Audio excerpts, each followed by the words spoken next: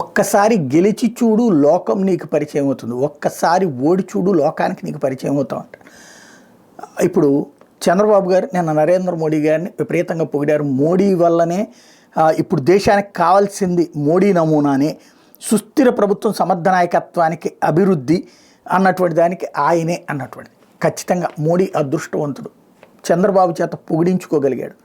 At the same time ఇదే మోడీ అసలు దేశాన్ని పరిపాలించడానికే పనికిరాడు, టీ అమ్ముకోవడానికి పోవాల్సినటువంటి వాడే, ఎందుకు పనికి వస్తాడు అసలు ఈ దేశానికి, ఆయనకి ఏం చేతొచ్చునని చెప్పి చదువు సంధ్య లేనటువంటి వాడు అన్నటువంటి తీవ్రమైన ట్రోలుకు గురైంది ఆంధ్రప్రదేశ్లోని. ఇదే చంద్రబాబు నాయుడు అలాగే అదే బాలయ్య వీళ్ళందరూ ఏ స్థాయిలో మోడీని టార్గెట్ చేశారు అన్నటువంటిది నాడు తెలుసు. కరెక్ట్గా 5 ఏళ్ళు తిరిగేటప్పటికి అదే మోడీనే అభివృద్ధికి చిరునామా, అద్భుతమైనటువంటి అభివృద్ధి. ఎనీహో ఒక్కటి, బాబు గారు మోడీతోనే ఉన్నారు. ఇక్కడ ఇప్పటికీ కూడా బీజేపీ అంటే అపరిమితమైన ద్వేషం. ఎందుకు చాలామందికి అంటే అది బాబు గారికి కాదు, చాలామంది కార్యకర్తలకు. ఎందుకంటే ఒకప్పుడు కమ్యూనిస్టులే ఆ తర్వాత తెలుగుదేశం రూపం సంతరించుకున్నారు. దాదాపుగా తెలుగుదేశం పార్టీలో ఉన్నటువంటి వాళ్ళల్లో పాత తరంలో 20-30% మంది కమ్యూనిస్టులే. ఒకప్పుడు సిపిఐలు సిపిఎంలో పనిచేసినటువంటి వాళ్ళు, ఆ మైండ్ సెట్ ఉన్నటువంటి వాళ్ళు ఆ తర్వాత కాలంలో తెలుగుదేశం వైపుకి వచ్చేస్తున్నారు. వాళ్ళకి ఒక విపరీతమైనటువంటి ద్వేషం హిందుత్వం మీదన, భారతీయ జనతా పార్టీ మీదన ఉంటుంది. తర్వాత తరంలో వచ్చినటువంటి వాళ్ళల్లో కాస్త బ్యాలెన్స్డ్గా ఆలోచించేటటువంటి వాళ్ళు ఉన్నారు.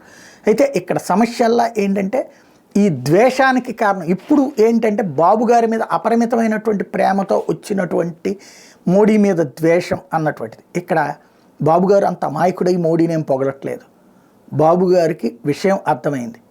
జాతీయ పార్టీల అండ లేకుండా ప్రాంతీయ పార్టీల విజయాలు పక్కకి వెళ్ళిపోతున్నటువంటి రోజులు.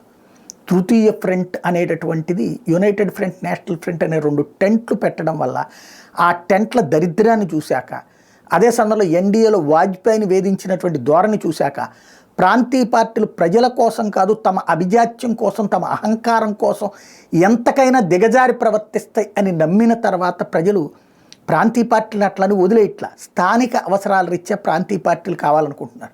ఎట్ ద సేమ్ టైం ఉట్టి ప్రాంతీయ పార్టీకి విచ్చలవిడిస్తే కుటుంబ పాలనలు, వ్యవస్థీకృతమైనటువంటి నేరాలు, అరాచకాలు చేస్తారు. కాబట్టి జాతీయ పార్టీతో కలిపి సాగాలని కోరుకుంటున్నారు. దానికి సజీవ సాక్ష్యం తమిళనాడులో జరుగుతున్నటువంటిది, అలాగే బెంగాల్లో జరుగుతున్నటువంటిది, ఉత్తరప్రదేశ్లో జరుగుతున్నటువంటి బలమైనటువంటి నాయకులు అక్కడ మమతా బెనర్జీ కానీ, స్టాలిన్ కావచ్చు, అఖిలేష్ కావచ్చు, కానీ ఎవరో ఒకళ్ళతో కలిసి ముందుకు సాగాల్సిన పరిస్థితి వస్తుంది.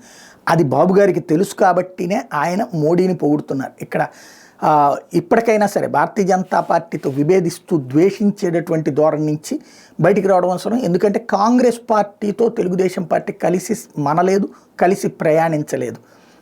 అలా కలిసి ప్రయాణిస్తే తెలంగాణలో జరిగినటువంటి ఇంపాక్ట్ అవుతుంది. కాబట్టి దృష్టిలో పెట్టుకోవాల్సి ఉంది.